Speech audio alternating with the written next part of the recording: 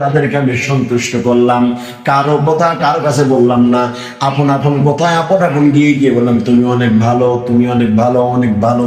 যখন তারা চলে গেল তখন তারা বলছে দেখছো এই নির্বোধ ঠান্ডা মানুষদের সাথে একটু আমি ঠাট্টা করলাম, মুশকারি করলাম, কিন্তু নির্বোধটা কিছু বুঝলো না।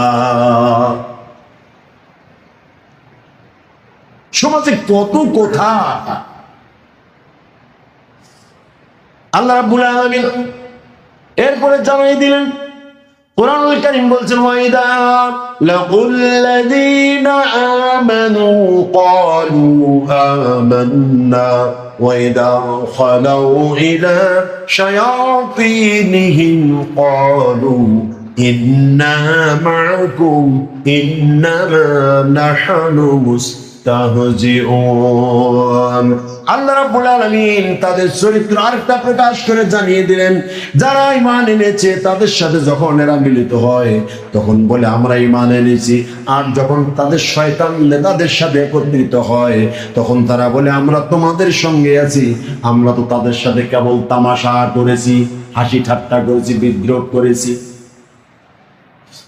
এই এলাকার কাউন্সিলর সাহেব আমাকে ডাক দিয়ে বলে হুজুর আপনারা তো এইবার সরকারি অনুদান দেওয়া যাবে না।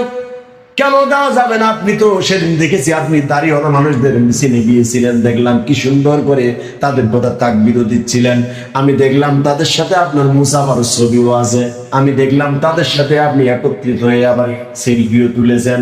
আপনি তো তাদের দলের লোক, আপনি তো আমার ভোট দেন নাই, আপনি তো আমার দলের লোক না। যখন এই কথা বলছেন, আমি এই 10 কেজি রিলিফের মাল নেওয়ার জন্য, একটা বয়স্ক ভাতার কার্ড নেওয়ার জন্য, একটা বিধবা ভাতা কার্ড নেওয়ার জন্য, আমি এখন সুযোগ সুবিধা পাওয়ার জন্য সুন্দর করে কাউন্সিলর সাহেবের কানে দিয়ে বললাম যে আপনি যেটা দেখেছেন এটা শুধু জাস্ট ওদের সাথে আমার সবার সাথে আপনি জিজ্ঞেস করেন। আমি রাত্রি বেলা আপনার জন্য কত ভোট কালেকশন করেছি, ঘরে ঘরে গিয়েছি, আমার পাশের লোকরা ভোট দেয় নাই, দিবার চাই অন্য জন্য দিতে চেয়েছে। আমি বলছি 100% আপনি কাউন্সিলর হবেন, কাউন্সিলর হলে আমি আপনাদের নাম বলে দেবো, তখন আপনাদের খবর আছে, আপনারা কোনো সাহায্য সহযোগিতা পাবেন না। এমনই ভাবে আমি আপনাদের ভোট কালেকশন করে দিয়েছি কাউন্সিলর সাহেব, আল্লাহর কসম করে বলি আমি কিন্তু আপনাদের সাথে আছি, ওদের সাথে জাস্ট শুধু চলাফেরা করি, এমন মানুষ নাই। ঘরে ঘরে তৈরি হয়ে গেছে কি মানুষ, আমরা নামাজ পড়ি, ইসলাম মানে করার, তারপর আমাদের ভিতরে এই পরিবর্তনগুলো আসে না। আজকের যে আলোচনা টোটাল মুনাফিকদের, এই মুনাফিকরা এত খারাপ, এত জঘন্য, এই পৃথিবীতে ইমানদারদের যত বড় ক্ষতি কাফেররা করেছেন, যত বড় ক্ষতি ইহুদিরা করেছে, যত বড় ক্ষতি এই মানুষগুলো নানান মানুষগুলো করেছে, তার থেকে 1000 কোটি গুণ ক্ষতি এই মুনাফিকরা ইসলামের করেছে। মুনাফিকদের জন্য ইসলামের বড় ক্ষতি হচ্ছে। আল্লাহ রাসূল সাল্লাল্লাহু আলাইহি সাল্লাম উহুদের মাঠে যে আঘাতপ্রাপ্ত হয়েছিলেন, দন্দান মোবারক ভেঙে গেছিলেন, শহীদ হয়ে গেছিলেন, মাথার মধ্যে লোহার কড়া ঢুকে গিয়েছে, 70 জন সাহাবা শহীদ হয়ে গিয়েছে, সাহাবাদেরকে কচু কাটা করা হয়েছে, সাহাবাদের কষ্ট দেওয়া হয়েছে, সাহাবারা এমন অবস্থা হয়ে গেছে তাদের নাম নিশানা মুছে গেছে, তাদেরকে চিনতে পারা যাচ্ছিল না। হানজালার মতো সাহাবী শহীদ হয়ে গিয়েছে, তালহার মতো সাহাবী 80-90টা তীর খেয়েছেন, দুজনের মতো সাহাবী শহীদ হয়ে গিয়েছেন। এরপরে মহিলা সাহাবীরা শহীদ হয়ে গিয়েছেন, এরপরে মহিলারা তাদের সন্তানদেরকে ওদের মাঠে অর্থ করে দিয়েছে রাসূল সাল্লাল্লাহু আলাইহি ওয়াসাল্লামকে তার বাঁচানোর জন্য। এরপরও এই একটাই কারণ হলো, এত এই ওদের মাঠে মার খাওয়ার একটাই কারণ হলো সেদিন মুনাফিকরা আল্লাহ রাসূল সাল্লাল্লাহু আলাইহি ওয়াসাল্লামের সাথে তারা মুনাফিকি করেছিল, মুনাফিকি করার কারণে এরকম অবস্থা হয়েছিল। আজকে সমাজে আমাদের কঠিন অবস্থা হওয়ার কারণ হলো আজকে মুনাফিকরা আমাদের রন্ধ্রে রন্ধ্রে মিশে গেছে। রন্ধ্রে রন্ধ্রে কি মিশে গেছে? আমাদের মধ্যে অনেক মুনাফিকি নেফাকি আচরণ আছে, দ্বিমুখী নীতি আছে, খারাপ আচরণ আছে। আমরা চেষ্টা করব এই কাজগুলো থেকে বিরত থাকতে। আল্লাহ পাক আমাদের সকলকে কবুল করুন, জোরে বলে আমিন। যেন না করি।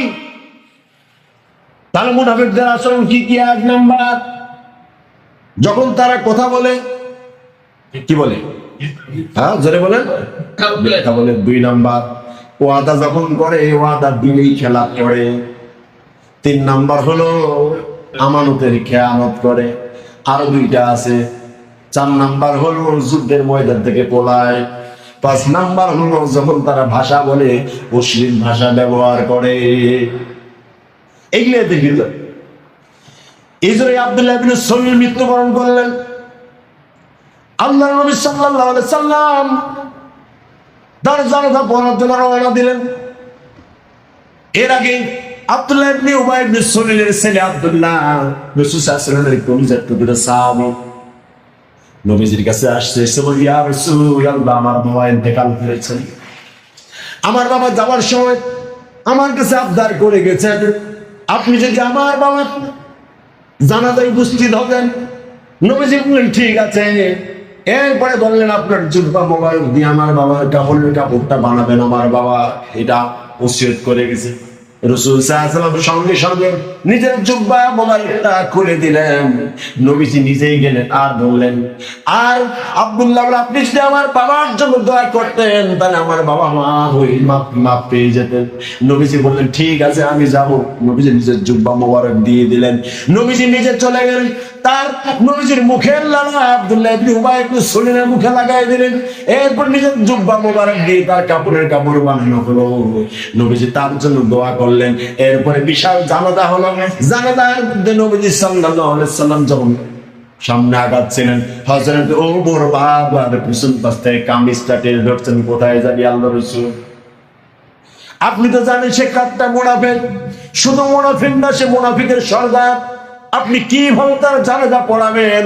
আপনি তার জানাজায় যাবেন না, একটু অপেক্ষা করেন, হয়তো আল্লাহ তাআলা আপনাকে কোনো কিছু জানাইয়া দেবে। নবী সাল্লাল্লাহু আলাইহি ওয়াসাল্লাম বলছে, আল্লাহ তো এখনো জানান নাই। হযরত ওমর বলছে, আল্লাহ অবশ্যই আপনাকে জানাই দিবেন, আপনি যাবেন না। নবী সাল্লাল্লাহু আলাইহি ওয়াসাল্লাম আবার সামনে এগোলেন জানাজা পড়ানোর জন্য। হযরত ওমর আরেকবার জুব্বাটা টেনে ধরলেন, হে নবী, আপনি যাবেন না, আপনি যাবেন না। কারণ হলো সেই কাটটা মুনাফিক, সে আমাদের বড় ক্ষতি করেছে। ওদের ময়দান থেকে সৈন্য নিয়ে ভাগিয়ে নিয়ে চলে গেছে। আমাদের বিরুদ্ধে কাফেরদের সাথে ষড়যন্ত্র করেছে। আপনাকে মারার জন্য উপর থেকে পাথর ফেলে দিয়ে আপনাকে মারার ষড়যন্ত্র করেছিল। এরকম অসংখ্য কাজ করেছিল। আপনার স্ত্রীর ব্যাপারে সে নানান অপরতা, নানান গুজব ছড়িয়েছে। হে রাসূল, আপনি একটু চিন্তা ভাবনা করেন। নবীজি সাল্লাল্লাহু আলাইহি সাল্লাম আব্দুল্লাহ ইবনে উবাই ইবনে সলুলের জানাজায় যখন গেলেন, আল্লাহ তাআলা জানাই দিলেন, হে নবী, আপনি জুব্বা মোবারক দেন, নিজের মুখের লালা তার মুখে লাগাই দেন, আপনি নিজে তার জন্য দোয়া করেন, এরপর আপনি তার জানাজার নামাজ পড়ান। সব ঠিক আছে। আমি আল্লাহ রাব্বুল আলামিন একবার না, দুইবার না, 17 বারের অধিক যদি আপনি আব্দুল্লাহ ইবনে উবাই ইবনে সলুলের জানাজা পড়ান, আমি আল্লাহ তাআলা আপনার দোয়া কবুল করব না। নাউজুবিল্লাহ। এটাই বাস্তব। আজকে আমাদের সমাজে আমরা কেউ মারা গেলে জানি সে সারা জীবন নামাজ পড়বে। একটু নেতা ভাবছিলেন, নেতা ভাবছিল, মাশাআল্লাহ, কি হয় হোক, মোটামুটি সামনে গিয়ে দাঁড়িয়ে বলছে, লোকটা কেমন ছিল? লোকটা কেমন ছিল? ভালো ছিল। লোকটা কেমন ছিল? ভালো ছিল। একটা লোকও বললেন লোকটা মাঠ ফাটছিল। জীবনে নামাজ পড়ে নাই, মানুষের পিছনে ইচ্ছা করে আঙ্গুল ঢুকাই দিয়ে খোঁচা দিত, এত কষ্ট দিত। ইসলাম মাত্র দাড়ি টুপি দেখলে তার মেজাজটা খারাপ হয়ে যেত, রাগে গড়গড় করতো। এই সমসংখ্য মানুষ আমাদের সমাজে আছে। আল্লাহর নবীকে আল্লাহ তাআলা নিষেধ করেছে মুনাফিকদের জানাজায় যেতে। তার মানে হলো যে মানুষগুলো এমন, এই মানুষগুলো জানাজায় যাওয়া ঠিক হবে না, পরিহার করতে হবে।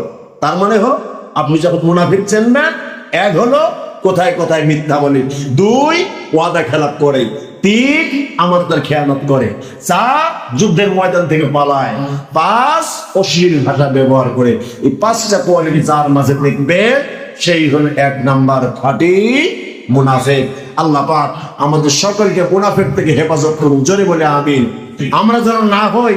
আপনি মুনাফিক হওয়ার পরে নামাজ পড়লেন, হজ করলেন, যাকাত দিলেন, অনেক কিছু করলেন, তারপরে যা পারেন তা করলেন, কিন্তু আপনার ভিতরে, অন্তরের ভিতরে দ্বিমুখী নীতি আছে। যদি এমন নীতি নিয়ে আপনি ইন্তেকাল করেন, আল্লাহ আপনাকে মাফ করবে না। আপনার অবস্থান হবে কি? ফিদ্দারকে আসফালি মিনান নার। আপনি সেই জাহান্নামের অত তলে আল্লাহ পাক আপনাকে ফালাই দিবে। আল্লাহ পাক আমাদের সকলকে হেফাজত করুন, জোরে বলি আমিন। মুনাফিক থেকে হেফাজত করুন, জোরে বলি আমিন। ইনশাআল্লাহ আমরা এইভাবেই প্রতিদিন, আজকে আমরা শেষ করলাম মোটামুটি ভাবে 14 নম্বর আয়াত পর্যন্ত। আগামী সপ্তাহে